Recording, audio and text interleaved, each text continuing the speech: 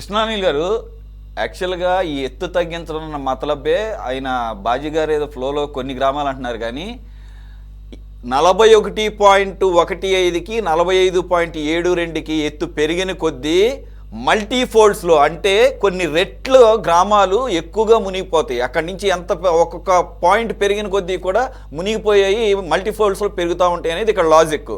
ఎందుకంటే హైట్ పెరిగిన కొద్దీ ఆటోమేటిక్గా ముంపు పెరుగుతుంది కాబట్టి దాన్ని తగ్గించుకోవడానికి ఇక్కడ నిర్మాణ వ్యయం కన్నా కూడా, పోలవరం ప్రాజెక్టు నిర్మాణ వ్యయం కన్నా కూడా ఎత్తు పెరిగిన కొద్దీ కూడా RR package, rehabilitation and relocation package భారీ ఎత్తున పెట్టాల్సి వస్తుంది. నాకు ఉన్న అవగాహన మేరకు 30,000 కోట్ల రూపాయల పైన పెట్టాల్సి వస్తుంది. ఒకవేళ కనుక full level, full reservoir level FRL అన్నారు కదా, ఆ లెవెల్కి కనుక కడితే 45.72కి దాన్ని తప్పించుకోవడం కోసం వేసిన ఎత్తుగడ కేంద్ర ప్రభుత్వం. ప్రపోజల్ని అప్పుడున్నటువంటి వైసీపీ ప్రభుత్వం, జనాలు పిచ్చోళ్ళు కదా ఏం పెద్ద పట్టించుకోరేమో అని అనుకుంటారేమో, కంప్లీషన్ అంటే కంప్లీషన్ అది ఏ హైట్కి అని చెప్పేసి ఎందుకు పెద్ద పట్టించుకోరని ఏమని అనుకున్నారో నాకు తెలీదు. లేకపోతే ఆ రకంగానే అసెంబ్లీలో అనేక సందర్భాల్లో అప్పటి మంత్రులు తొడలుగొట్టి కంప్లీట్ చేస్తామని చెప్పేసి డేట్లు మార్చుకుంటూ వెళ్ళింది. ఏంటయ్యా అంటే ఫేజ్ 1 41.15 మీటర్లు కానీ ఇప్పుడు మనం అర్థం చేసుకోవాలేమో అంటున్నాను. సార్ మీ అబ్జర్వేషన్ టోటల్గా ఈ డేట్స్ ఎవరు మార్చారు, ఎవరు దీనికి కారణం, ఇప్పుడు చంద్రబాబు నాయుడు గారు దాన్నే పట్టుకుని ఎందుకు కంటిన్యూ చేస్తున్నాడు? సురేష్ గారు చాలా స్పష్టంగా ఇందాక మీరు చెప్పినట్టుగా 2019 వరకు ఈ ఎత్తుకు సంబంధించినటువంటి విషయంలో ఎలాంటి వివాదాలు లేవు. 2019 వైసీపీ అధికారంలోకి వచ్చిన తర్వాత పోలవరం ప్రాజెక్టు అథారిటీ సంబంధించినటువంటి కీలకమైన సమావేశంలోనే వైసీపీ ప్రభుత్వం చాలా స్పష్టమైనటువంటి ప్రతిపాదన చేసింది. ఫస్ట్ ఫేజ్ లో ఎత్తును తగ్గించి 45.72 నుంచి 41.15 మీటర్ల ఎత్తులు కట్టుకోవటానికి ఫస్ట్ పేజ్ చేయండి మీరు అని కేంద్ర ప్రభుత్వము పరోక్షంగా వీళ్ళకి చేసినటువంటి సూచన మేరకు వీళ్ళు రిటర్న్ గా ఇచ్చి ఆ విధంగా ఒక ప్రతిపాదన చేశారు. దీనికి వీళ్ళు పొందినటువంటి లబ్ధి ఏమిటి అని అంటే వైఎస్ఆర్ కాంగ్రెస్ పార్టీ అప్పట్లో పోలవరానికి సంబంధించినటువంటి ఒక 10,000 కోట్ల రూపాయలు రీఎంబర్స్ చేయించుకున్నారు కేంద్ర ప్రభుత్వంతో.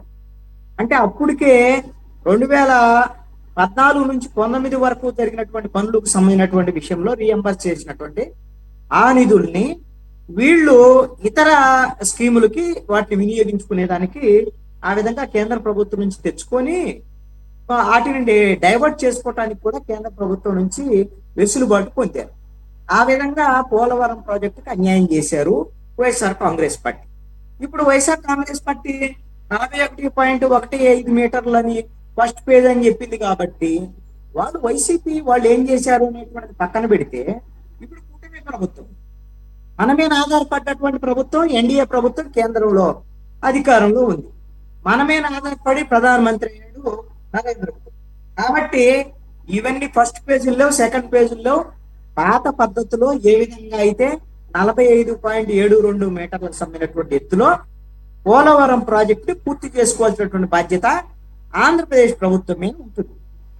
ఇక్కడ చాలా కీలకమైనటువంటి ఒక అంశం ఏంటి అని అంటే పోలవరం ప్రాజెక్టుకి అసలు జాతీయ ప్రాజెక్టుగా రావటం కానీ ఈ కీలకమైనటువంటి ఒక అంశాన్ని ప్రస్తావన చేయాలండి మనం ఇక్కడ.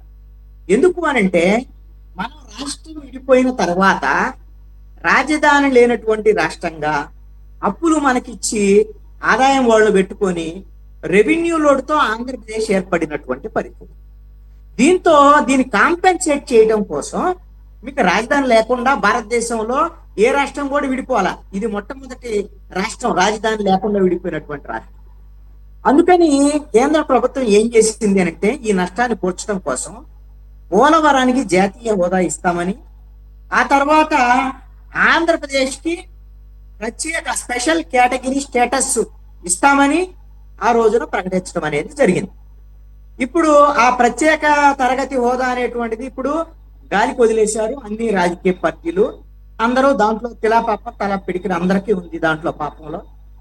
ఇప్పటికి కూడా ప్రత్యేక హోదా వస్తే ఆంధ్రప్రదేశ్కు మంచిదే, దాని గురించి ఎవరు మాట్లాడటానికి వీలు లేకుండా అన్ని అధికార ప్రతిపక్ష పార్టీలు ఈ విధంగా ప్రత్యేక హోదా గురించి మాట్లాడినటువంటి పరిస్థితులు ఉన్నాయి.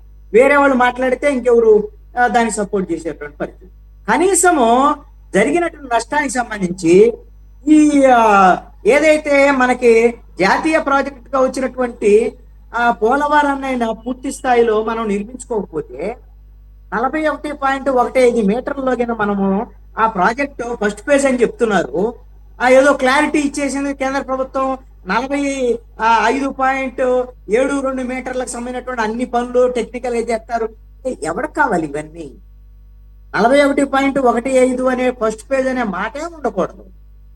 ఇది ఈ ఒక్క పాయింట్ లో ఒక క్లారిటీ ఇవ్వాలి కేంద్ర ప్రభుత్వం. రెండవది ఏంటి అని అంటే, ఇందాక బాజీ గారు చెప్పిన దానికి కొనసాగింపు అంటే విద్యుత్ ప్రాజెక్టు కూడా దీంట్లో భాగమే, ఈ ప్రాజెక్ట్ లో భాగమే. దానికి నిధులు కేటాయించాలి. ఇంకొకటి అసలుకి దీనికి మొత్తం ఉన్నటువంటి ఒక చిక్కుముడి ఉందండి ఇప్పటికి కూడా. పునరావాసానికి సంబంధించినటువంటి ప్యాకేజీకి సంబంధించినటువంటి విషయంలో కేంద్ర ప్రభుత్వం ఇప్పటికీ కూడా అధికారికమైనటువంటి ప్రకటన చెయ్యలేదు.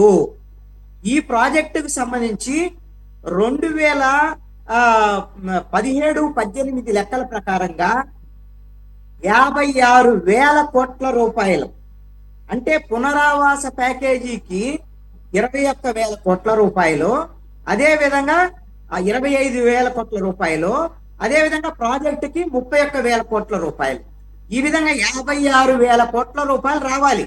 కానీ ఇప్పుడు ప్రకటిస్తున్నటువంటి దాని ప్రకారంగా 31,000 కోట్ల రూపాయలకు సంబంధించిన ఇన్సూరెన్స్ మాత్రమే కేంద్ర ప్రభుత్వం ఇస్తుంది. పునరావాస ప్యాకేజీకి సంబంధించినటువంటి విషయంలో క్లారిటీ ఇవ్వలేదు. మేమేమి ఇబ్బంది లేకుండా చేస్తున్నాం, మా కేంద్ర ప్రభుత్వం హామీ ఇచ్చింది అని రాష్ట్ర ప్రభుత్వం చెప్తుంది తప్ప అధికారికమైన ప్రకటన లేదు.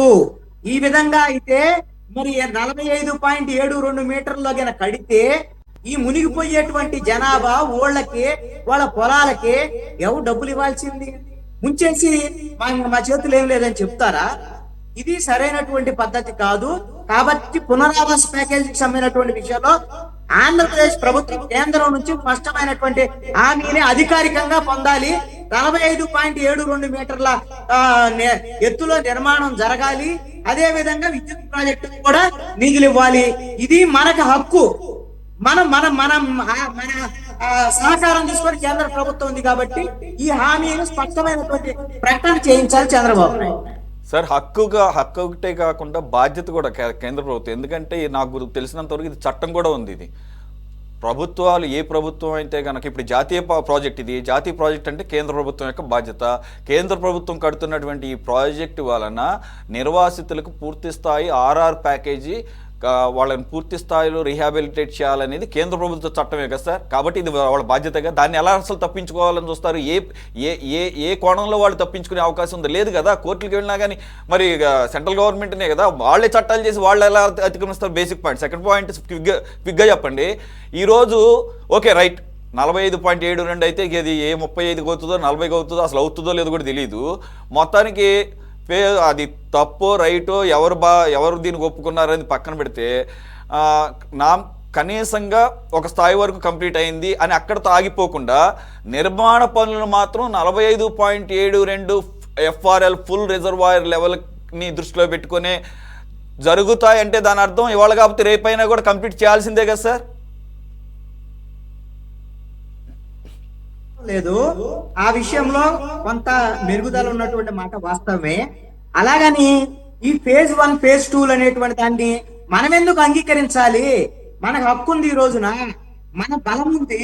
కేంద్ర ప్రభుత్వం మన మీద ఆధారపడి ఉంది. ఇప్పుడు తెచ్చుకోలేకపోతే తర్వాత రేపొద్దు వైఎస్ఆర్ కాంగ్రెస్ పార్టీ వచ్చి ఇంకో దానికి ఆధారపడి మాకే చాలులే 41.15 మీటర్లు ఎత్తు చాలు అని రేపొద్దున వాళ్ళు అంటే ఎవడు దానికి దిక్కు? అందుకని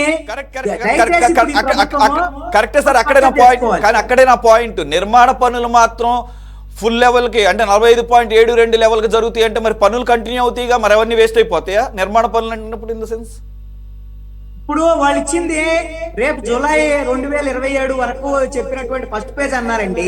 ఆ తర్వాత దాన్ని కొనసాగిస్తారా లేదా, ఎవరు ఏంటి డబ్బులు ఎలా ఇస్తారా లేదని గ్యారంటీ లేదు. ఇవన్నీ కంటి తుడుపు చర్యలు. మనం ఈ రోజున అలాంటి పట్టు విడుపులకు పోవద్దు. కూటమి ప్రభుత్వము మీరు డబుల్ ఇంజిన్ సర్కార్ అంటే అది పనిలో నిరూపించండి తప్ప పొగడ్తలతో కాదు. నరేంద్ర మోడీని పొగిడి మీరు ఏం సాధిస్తున్నారు, రాష్ట్రానికి ఏదైనా తీసుకురండి.